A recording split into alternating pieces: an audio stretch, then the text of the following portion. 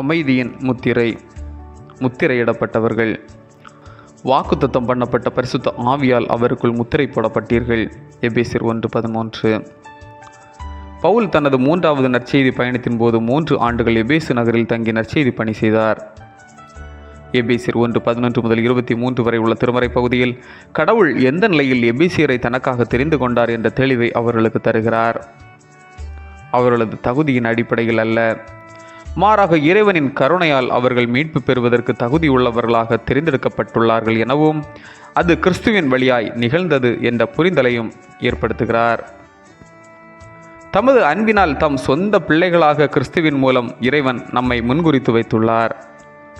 நாம் கடவுளின் பிள்ளைகள், கடவுளிடமிருந்து உரிமை பேறு பெற்றவர்கள், கிறிஸ்துவின் பங்காளிகள், அவரால் முத்திரையிடப்பட்டவர்கள். எபேசியர் 1:13. அன்று பவுல் வாழ்ந்த காலத்து ரோம சட்டப்படி பிள்ளைகளுக்குரிய எல்லா உரிமைகளும் தனி சலுகைகளும் பிள்ளைகளுக்காக ஏற்புரிமை பெற்றவர்களுக்கும் அடிமைகளுக்கும் பொருந்தக்கூடியவை.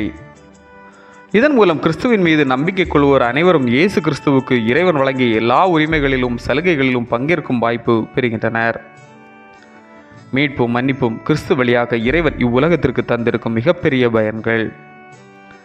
கிறிஸ்துவின் சாவு வாயிலாக நாம் மீட்கப்பட்டு வாக்குத்தத்தம் பண்ணப்பட்ட தூய ஆவியரால் அவருக்குள் முத்திரை போடப்பட்டு சார்ந்து பகிர்ந்திட அழைக்கப்பட்டுள்ளோம். முத்திரையிடப்பட்ட நமது வாழ்வில் இனி தீமை மேற்கொள்ளாது காத்துக்கொள்வது நமது கடமையாய் இருக்கின்றது. கிறிஸ்துவுக்குள் முத்திரையிடப்பட்டவர்கள் அவருக்கு சொந்தமானவர்கள், அவருடைய மகிமைக்கு புகழ்ச்சியாக மீட்கப்பட்டவர்கள். எபேசியர் 1:14. நாமும் நமக்கு வாக்குத்தத்தம் பண்ணப்பட்ட பரிசுத்த ஆவியினால் முத்திரையிடப்பட்டுள்ளோம் என்பதை உணர்ந்து நமது வாழ்வில் ஆவியின் கனிகளை வெளிப்படுத்தி தூய்மையாக வாழ்ந்து அவருக்கு சான்று பகிர்ந்திடுவோம்.